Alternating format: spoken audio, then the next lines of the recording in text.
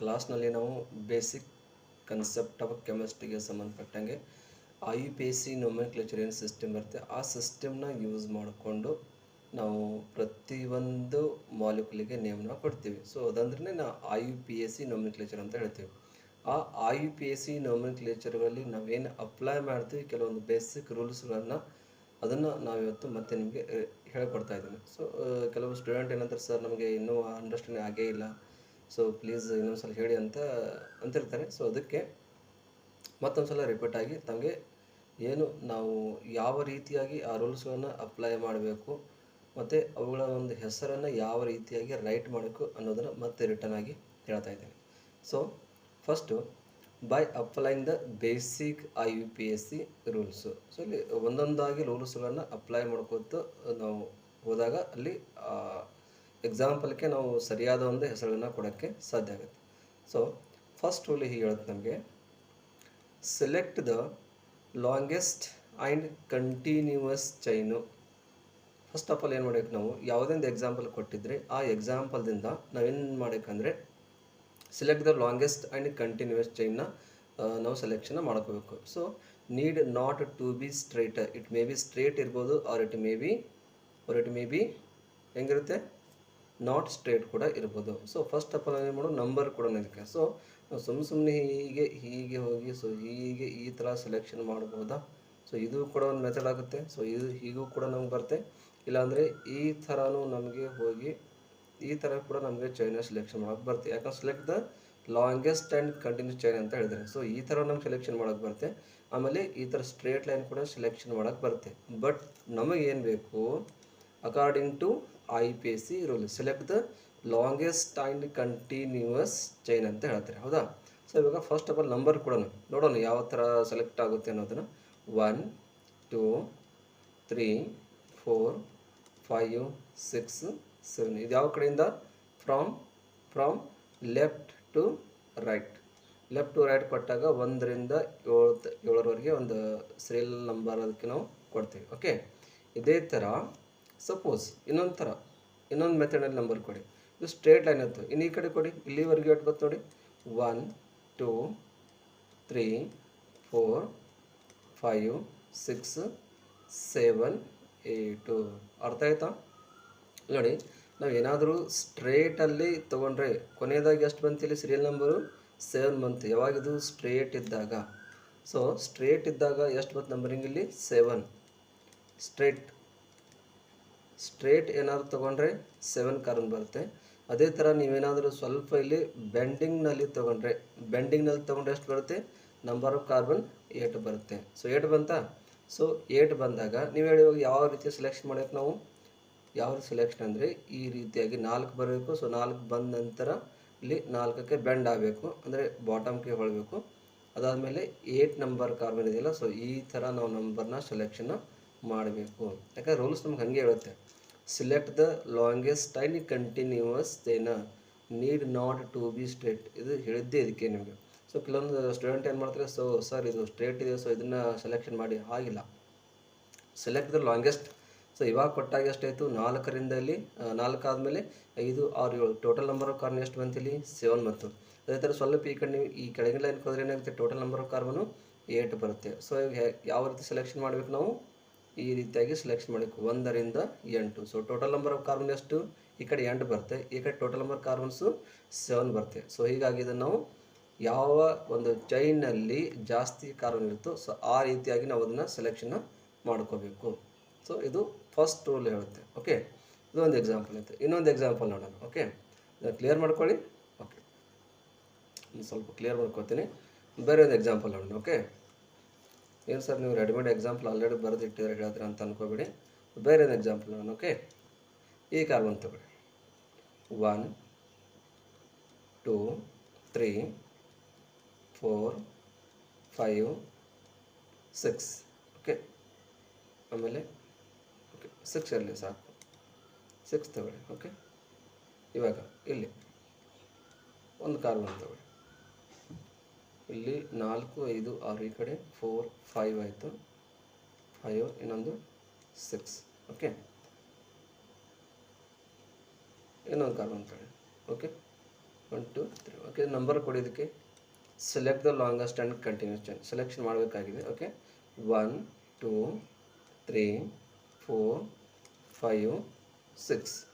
ಇನ್ನು ಈ ಕಡೆ ಹೋದರೆ 1 2 3 4 5 6 7. ನೋಡಿ ಏನಾಯ್ತು ನೋಡಿ ಇಲ್ಲಿ ಕೂಡ ಇಲ್ಲಿ 4 5 6 ಈ ಥರ ಸ್ಟೇಟ್ ಹೋದರೆ ಎಷ್ಟು ಕಾಲಮ್ ಬರುತ್ತೆ? 6 ಕಾಲಮ್ ಬರುತ್ತೆ. ಅದೇ ಥರ ಈ ರೂಟ್ನಲ್ಲಿ ನೀವು ಬಂದರೆ ಎಷ್ಟು ಕಾಲಮ್ ಬರುತ್ತೆ? ಇಲ್ಲಿ 7 ಕಾಲಮ್ ಬರುತ್ತೆ. ಹಾಗಾದ್ರೆ ಸೆಲೆಕ್ಷನ್ ಯಾವ ಥರ ಮಾಡೋಕ್ಕೆ ನೀವು ಈ ಥರ ನೀವು ಇದನ್ನು ಸೆಲೆಕ್ಷನ್ನ ಮಾಡ್ಕೋಬೇಕಾಗುತ್ತೆ. ಯಾವ ಸೈಡ್ನಲ್ಲಿ ಚೈನು ಜಾಸ್ತಿ ಲೆಂತ್ ಇರುತ್ತೆ ಮತ್ತು ಸ್ಟ್ರೈಟ್ ಇರುತ್ತೆ, ಸೊ ಆ ಒಂದು ಸೈಡ್ನಲ್ಲಿ ನೀವು ಅದನ್ನು ಸೆಲೆಕ್ಷನ್ ಮಾಡ್ಕೋಬೇಕಾಗುತ್ತೆ. ಇಲ್ಲಾಂದರೆ ನೀವು ಬರೆದಿರೋ ಟೋಟಲ್ ಆನ್ಸರು ರಾಂಗ್ ಅಂತ ಹೇಳ್ತೀವಿ. ಹೌದಾ? ಇದು ಒಂದಾಯಿತು. ಫಸ್ಟ್ ಅರ್ಥ ಆಯ್ತಾ? Select the longest and continuous chain first rule ಇದು. ಇನ್ನು ಸೆಕೆಂಡ್ ಒಂದು ರೂಲ್ ಹೇಳುತ್ತೆ ನಮಗೆ. ಸೆಕೆಂಡ್ ರೂಲ್ ನೋಡಿ ಏನು ಹೇಳುತ್ತೆ? Select the chain that have the maximum number of the branch. ಯಾವ ಒಂದು ಚೈನಲ್ಲಿ ಹೆಚ್ಚಾನೆಚ್ಚು ಒಂದು ಬ್ರ್ಯಾಂಚಸ್ಗಳಿರುತ್ತೆ ಅದನ್ನು ಸೆಲೆಕ್ಷನ್ ಮಾಡಿ ಅಂತ ಹೇಳ್ತಾರೆ. Select the chain that have the maximum number of the branches. ಇದು ರೂಲ್ ಅಪ್ಲೈ ಆಗುತ್ತಾ ಅಥವಾ ಅಪ್ಲೈ ಆಗಲ್ಲ ಅನ್ನೋದನ್ನು ನೋಡೋಣ. ಓಕೆ, ಸೊ ಅಲ್ಲಿ ಫಸ್ಟ್ ಆಫ್ ಆಲ್ ನಂಬರ್ ಕೊಡಿ. 1 2 3 4 5. ಇಲ್ಲಿ 4, ಇದು ಕೂಡ 5, ಸೊ ಇದು ಇರಾಯಿತು. ಓಕೆ, ಈ ಕಡೆ 3ದಿಂದ ಈ ಕಡೆ 4, ಈ ಕಡೆ 5. ನೀವು ಯಾವ ಕಡೆ ಕೂಡ ಹೋಗಿ ಇಲ್ಲಿ ಸಿಗೋದೇ ನಿಮಗೆ ಓನ್ಲಿ 5 ಕಾರ್ಬನ್ನೇ. ಬಟ್ ಅವ್ರು ಏನು ಹೇಳ್ತಾರೆ?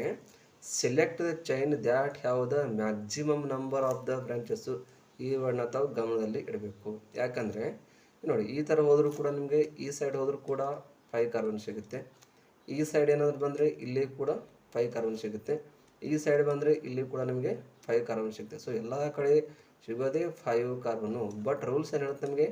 ಸೆಲೆಕ್ಟ್ ದ ಇಂತಹ ಒಂದು ಟೈಮ್ನಲ್ಲಿ ನೀವು ಏನು ಸೆಲೆಕ್ಷನ್ ಮಾಡಬೇಕಂದ್ರೆ ಆ ಚೈನ್ನಲ್ಲಿ maximum number of the branch ಯಾವ ಸೈಡ್ ಇದೆ ಅದನ್ನು ನೀವು ಸೆಲೆಕ್ಷನ್ ಮಾಡಬೇಕು. ಓಕೆ, ಇಲ್ಲಿ ನೋಡಿ ಈ ಥರ ನೀವು ಸ್ಟ್ರೇಟ್ ಏನಾದರೂ ಇದನ್ನು ನೀವು ಸೆಲೆಕ್ಷನ್ ಮಾಡೋಕ್ಕೆ ಹೋಗ್ತೀರಾ, ಸೆಲೆಕ್ಷನ್ ಆಗಲ್ಲ. ಯಾಕಂದರೆ ಇದು ಸ್ಟ್ರೇಟ್ ಲೈನ್ ಇದೆ, ಇದು ಸೆಲೆಕ್ಷನ್ ಆಗಲ್ಲ. ಇನ್ನು ಈ ಕಡೆ ಏನಾದರೂ ಸೆಲೆಕ್ಷನ್ ಹೋದರೆ ಇಲ್ಲಿ ಕಾರ್ಬನ್ ಸಂಖ್ಯೆ ಎಷ್ಟಿದೆ? ಇಲ್ಲಿ ಕೇವಲ ಒಂದೇ ಒಂದು ಕಾರ್ಬನ್ ಇರುತ್ತೆ. ಅದೇ ಥರ ಇಲ್ಲಿ 3ರ ಮೇಲೆ ಹೋದರೆ ಕಾರ್ಬನ್ ಸಂಖ್ಯೆ ಎಷ್ಟು ಇರುತ್ತೆ? 2 ಇರುತ್ತೆ. ಸೊ ಹೀಗಾಗಿ ಇದು ಕೂಡ ಸೆಲೆಕ್ಷನ್ ಆಗಲ್ಲ. ಸೆಲೆಕ್ಷನ್ ಆಗೋದು ಯಾವುದು? ಹಾಗಾದರೆ ಈ ಒಂದು ಚೈನಲ್ಲಿ ಸೆಲೆಕ್ಷನ್ ಮಾಡ್ಕೋಬೇಕಾಗುತ್ತೆ. ಈ ಥರ ನಾವು ಎಲ್ಲ ಕೂಡ ಇದನ್ನು ಸೆಲೆಕ್ಷನ್ ಮಾಡಿಕೊಂಡು ಆಮೇಲೆ ಇದಕ್ಕೆ ಒಂದು IUPAC ಒಂದು ನೇಮ್ನ ಕೊಡಬೇಕಾಗುತ್ತೆ. ಸೊ ಈ ಥರ ತಾವು ಸೆಲೆಕ್ಷನ್ನ ಮಾಡಿ ಎಕ್ಸಾಂಪಲ್ಗಳನ್ನು ಸಾಲ್ವ್ ಮಾಡಬಹುದು. Select the chain that have the maximum number of the branches. ಅರ್ಥ ಆಯ್ತಾ? ಈ ರೂಲ್ಸು ಯಾವ ಥರ ಅಪ್ಲೈ ಮಾಡಬೇಕು ಅನ್ನೋದನ್ನು ಯಾವುದೇ ಒಂದು ಎಕ್ಸಾಂಪಲ್ನಲ್ಲಿ ಒಂದರಿಗಿಂತ ಹೆಚ್ಚು ಏನಾದರೂ ಬ್ರಾಂಚಸ್ಗಳು ಬರ್ತಾಯಿದ್ರೆ ಆ ವೇಳೆಯಲ್ಲಿ ತಾವು ಇದನ್ನು ಈ ರೀತಿಯಾಗಿ ಸೆಲೆಕ್ಷನ್ ಮಾಡ್ಕೋಬೋದು.